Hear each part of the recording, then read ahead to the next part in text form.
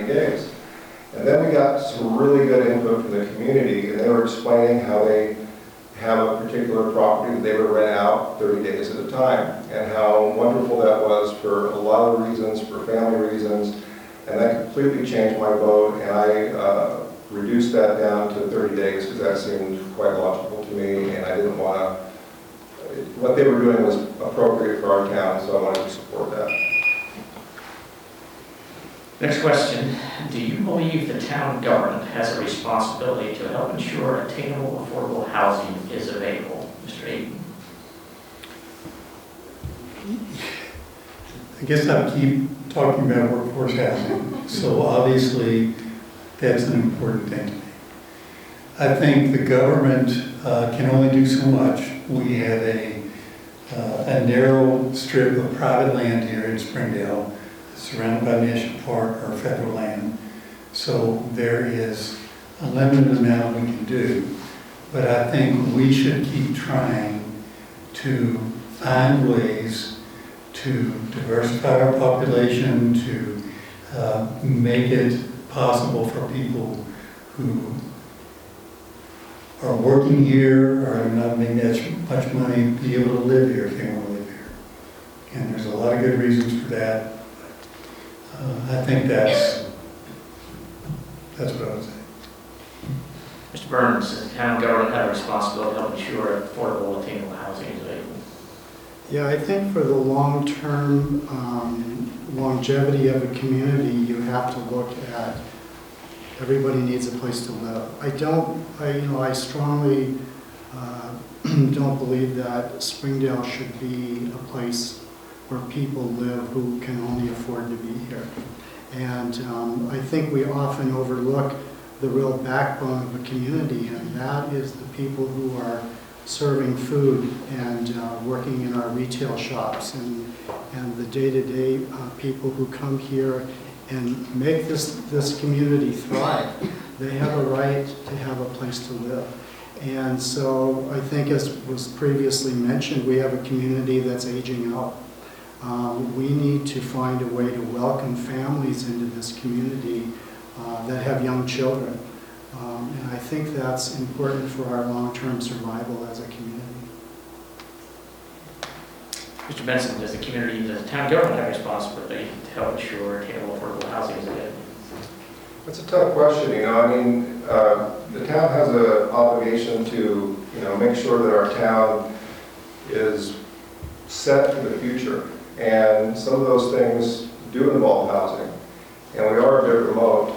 And so, like I mentioned earlier, having the housing authority in place to make good decisions that don't, destroy neighborhoods and not touch other neighborhoods would be a really good thing for us to be doing. So I guess the short answer is yes, we do have a responsibility to our community to make sure that everyone has the opportunities that everybody else has when they moved here. Mr. Kenaston, the role of government in ensuring availability of affordable housing. Thank you. I think we do have a responsibility to do what we can to provide workforce housing to our people here, especially those who make a difference in the community.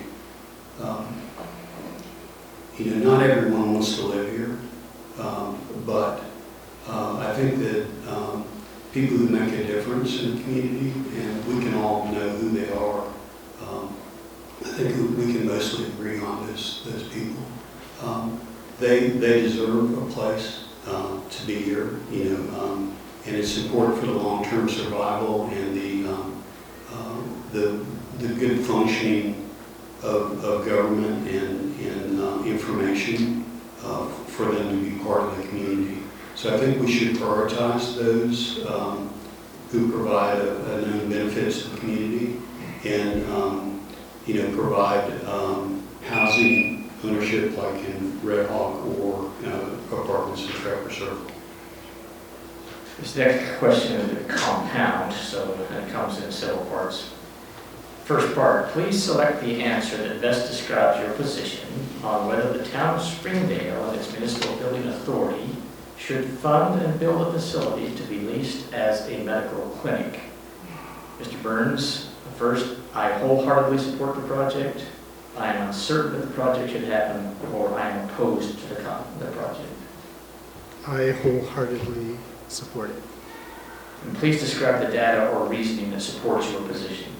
Well, I think we have to remind ourselves that, sometimes we get kind of focused on just the people who live in Springdale. We've got 18,000 people going into Zion National Park on a daily basis. So, I think that we have to just keep that in mind, that it's not just Springdale that has a need for a medical facility. The data, I don't know, it's, I've thrown out a figure on a lot of people in Zion National Park, and a good portion of them could potentially need a medical facility. I think we also need to keep in mind, as an aging community of residents in Springdale, that would benefit from medical facilities that are closer to them than having to go down the hill. So, yeah. Mr. Benson, the town building facility to lease as a medical clinic, wholeheartedly support, uncertain, or opposed to the project? The current way it's structured, I oppose the project. And please describe the data or reasoning that supports your position. Well, I think it was mentioned earlier that the clinic, when it's open, only sees about 30 people a week. There's not a financial base to become profitable at the scale that we're looking at. Right now, we're already $1.4 million into a land purchase. The current plan is to build a 4,000 square foot medical center at $624 a square foot. And the way we're supposed to fund that is with a bond. So we're going to be $2.5 million plus in on the base price. We're going to be $1.4 million in on the land purchase, which we bonded that as well. And then we're going to pay another $1 million in interest on that bond. And that's the town manager's very, very optimistic terms for that loan. So I believe there's a place for a medical center, but we have to scale this down and make it more realistic. Mr. Kenaston, as to the town building facility to be leased as a clinic, wholehearted support, uncertain, or opposed? I'm uncertain. I think that any facility that we have should be mostly self-sufficient. But I think maybe a larger review could be done to analyze how our services are provided now. We do have service from the EMTs and the fire department, and there are communities that have a medical vehicle that comes on a rotating basis. There might be other solutions than in building a big facility on town that does x-ray and prescriptions and physical therapy and that sort of thing. I think that we should look at that carefully to see whether our money is best spent on a facility or solved it through other ways, through other means. Mr. Aton, building facility to be leased for a medical clinic, wholehearted support, uncertain, or opposed? Wholeheartedly supported. I think, as Jack said, it's not just for the town or for the town residents. We have a lot of visitors here, and I think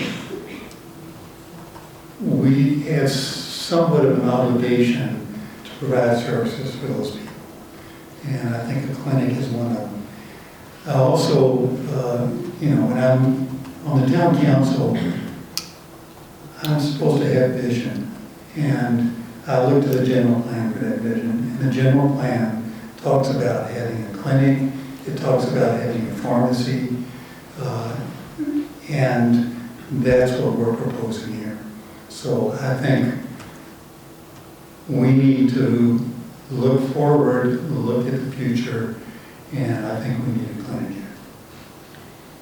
Next question. What actions will you take to address the town's aging infrastructure, specifically the matter of the sewer treatment failure? Mr. Benson first. I'm sorry, what are you referring to? The failure of what? Sewer treatment. Filtration system that we put in?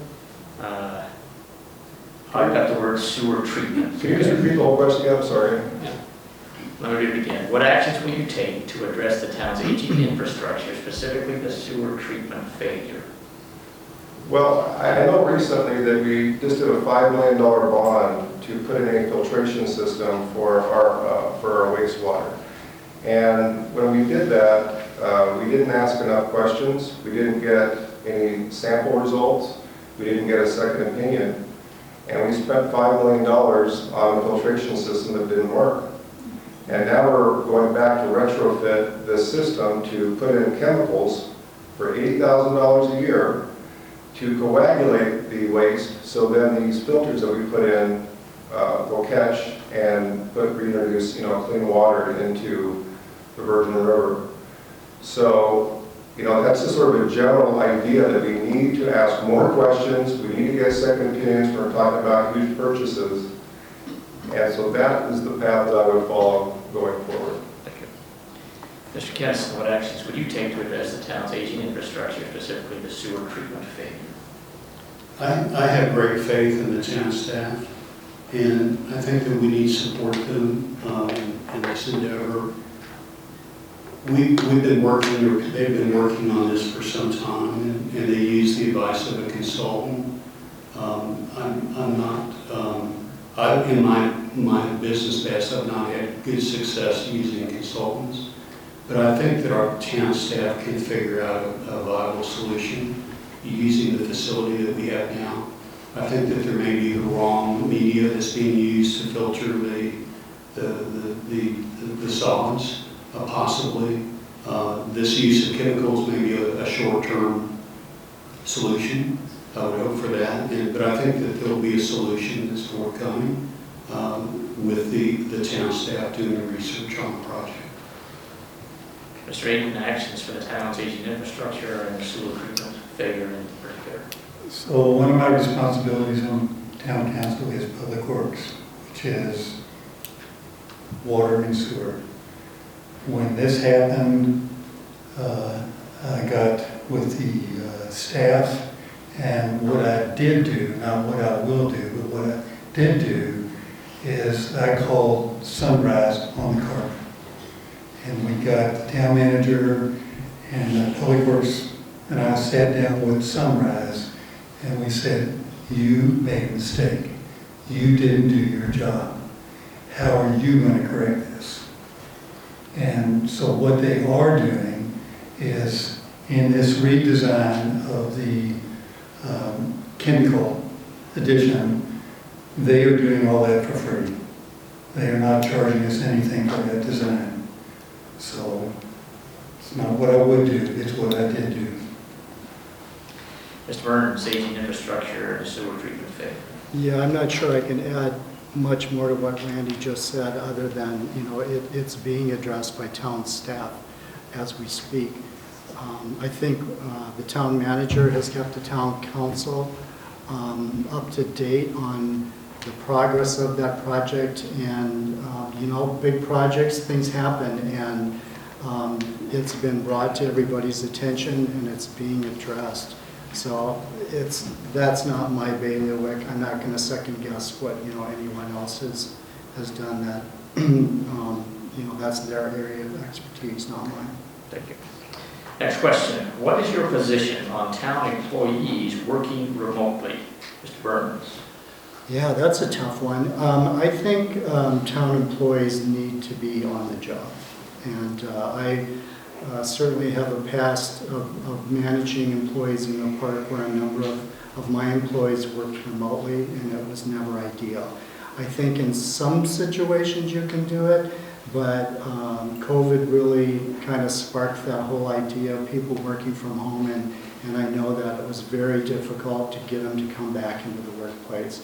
But there is no substitute for a face-to-face conversation across the table. And so I think it's ideally they should be on the job. Mr. Aton, town employees working remotely. I recognize that there are some times when it is important for an employee to be able to work remotely, but I wholeheartedly feel like the best work environment for the employee and for the town is to have the employees there, because there's so much that kind of happens at the water cooler as an example. Just exchanges of information, ideas, and I think it's important that our employees show up at the town office and do their work at the town office. Public Works, all of those people, obviously, they have to show up. The restricted, they can't. Well, Mr. Kenaston, town employees work from home. I came from a work model that was hybrid, and what my observation was that for some jobs, you're actually more productive off-site than you are on-site, but it's very job dependent and it depends on the individual. Some people are very disciplined and can work well from home. It's important to be able to monitor that work, ensure that they're answering calls and that they're getting their work done. There needs to be some way to monitor the work. So it's very individual dependent, and also the job itself. A lot of the jobs here require on-site. Zoom is an effective way to have meetings, but it's not a replacement for a person-to-person meeting, and for important meetings. So you need the ability to call people to the office in critical situations. Mr. Benson, town workers remotely. I've been to the town hall a few times, there wasn't anybody there, and it was a little frustrating. I'm a bit surprised that Jack and Randy answered as they did, because we just approved recently a new contract for our town manager, which allows them the latitude to work from home. I would not have supported that. I do believe it's important to have everybody on site.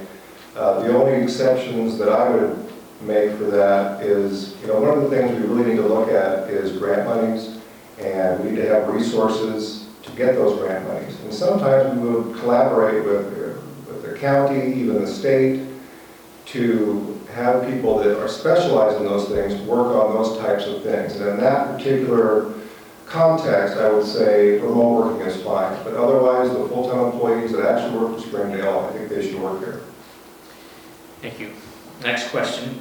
What do you see as the advantages and disadvantages of the Barker River Park expansion? First, Mr. Aton.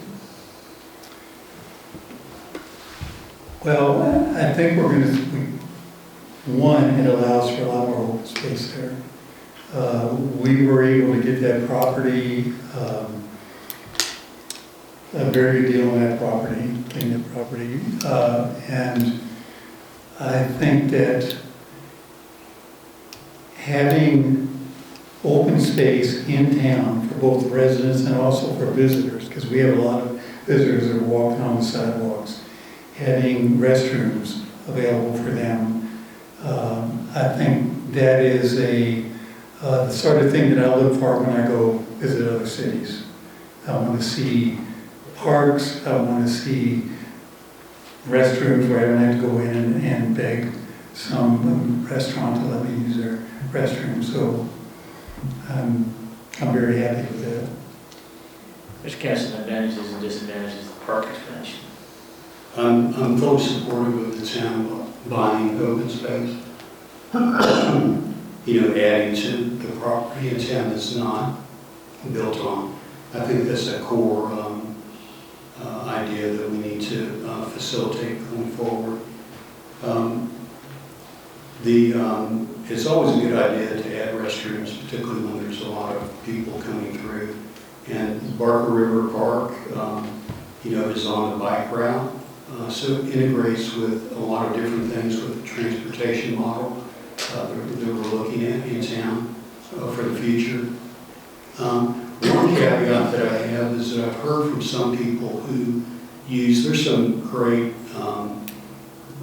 some people who go to the park repeatedly. They go there most every day and they love it there, the trails and the vistas and all that. I think we need to be careful to include those people in the discussion to make sure that they're happy with what's going to be done. Mr. Burns, advantages, disadvantages of the park expansion. So I'm heavily involved in that project. I think, I don't see any disadvantage to enlarging park space. I think we have to recognize, especially for those of us who are there on a daily basis, that it is seeing a lot more visitors than we ever had before. I think that we are, as we work through this project, we are going to have to be really careful as to what the end product looks like so that it doesn't change the character of the town or of the park. I think that, we just simply have to recognize the fact that there will be some change. And I know that there's a few individuals who don't support the park, but I can only say that the changes that we are looking at is based on input that was received from residents who support the expansion of the river park. But we have to keep a close eye on it. We don't want to change the character too much. Mr. Benson, advantages, disadvantages of the park expansion. I went to every single meeting regarding the park, everything I could get, and I really didn't see very many people that supported this park expansion. What I saw was a consultant company giving us choices. Do you like this or that better? What kind of shade do you want? Do you want a shade sail? Do you want trees? What do you want? There was never an opportunity or an option for, hey, let's not do any of that stuff. There was always an end game for expansion or construction. So I don't think that the residents as a whole got an opportunity to express themselves. And the feedback that I saw was that most people that use the park wanted maybe modest expansion, maybe more bathrooms sounds great. But the real disadvantages are two things. One, it's going to cost over $2 million. We're probably going to bond that too and go into more debt. And the way it's structured right now, it appears it's going to be more for the tourists than the residents, and it's going to draw more of them to our park. This next question is in two parts. First, in your view, are Springdale's ordinances being enforced evenly and effectively across the community? Mr. Kenaston. I believe they're being enforced evenly and effectively across all regions and all people. Second question, or second part, are there any ordinances you believe should be reconsidered or removed altogether? I'm not aware of anything other than possibly the workforce housing zone. There's been a lot of comments from people in town that they think that there needs to be more guardrails on its implementation, and I can agree with that. I think that any expansion of the workforce housing zone in town needs to have buy-in from the community surrounding it. So we may want to put some additional parameters on that to include public outreach for a planned site that would have workforce housing on it. Mr. Benson, are ordinances being enforced evenly and effectively? Well, to some extent, I'm not sure really, because if they're not being enforced, and I don't know about them, I'm not really sure. I know that when I was on Planning Commission, there was a lot of feeling that they were not being enforced evenly. And some things were much harder to enforce than others. We would get to a point where we wanted to maybe pass a change for the ordinance, but gosh, how are we going to enforce it? And my position was always, well, if that's something we want to do, let's do it. If enforcement becomes a problem, maybe we can change the way we're enforcing that particular thing. So I think overall, probably they are being done evenly. And are there any ordinances you believe should be reconsidered or removed altogether? Yeah, the workforce housing overlay zone is something that we should absolutely not have on the books. And talking about guardrails, basically we're supposed to put this thing in motion and just trust that if a project does come in front of the council, they're going to vote appropriately. But this particular ordinance, this particular zone change allowance, gives you 16 units per acre density in residential neighborhoods with 15-foot setbacks. And I'm not comfortable with that. I have an ADU at my home, on my property. It's one of only probably 8 or 9 in the whole community. I want to be part of the solution for workforce. We rent to workforce now. We love them. We feel grateful to have the opportunity to do that. But I don't want a 16-unit apartment building 15 feet away from a residential home. I believe that's wrong, and that ordinance should be removed. Mr. Burns, are ordinances being enforced evenly and effectively? I would say, let's hope so. I think for the most part, yes. I think we know that we need more boots on the ground enforcing our ordinances, so I'm not sure I could say 100% yes, but I would want to believe that for the most part. I think the ordinances are incredibly important that we have them. There's a lot of discussion on this workforce housing. I just can't imagine why we would want to remove something that took so long to get into place, and that we know at least one business in town has been able to take advantage of that. I think as a town council, we gave our word that we would not. The location was critical. I mean, just because somebody comes before us with an application does not mean by any means that it's automatically approved. Location is key. Nobody wants to see, a 16-unit development 15 feet from somebody's property. So location is key. Why put that in the ordinance? Mr. Aton, are ordinances being evenly and effectively enforced? As far as I know, they are. And I think anybody honestly has to get a qualified answer to that. We have good ordinances. For the most part, I think we are getting those ordinances followed. We certainly we have staff that are going out and checking on them. So as far as I can tell, yes. Are there any that should be reconsidered or repealed? I think, again, the ordinances are meant to be organic. At this point, I don't know of any that need to be repealed or changed. I think it's an ongoing thing. I think the town is changing, and it will continue to change, and we need to keep our ordinances updated with what's happening with the town. Next question. What actions will you take to increase public participation at town council meetings, and is there an opportunity to change the format of public hearings to encourage citizen participation? Mr. Benson. Yeah, absolutely. That's something that's really important to me. A lot of the folks here feel disconnected from the decisions that the town council makes.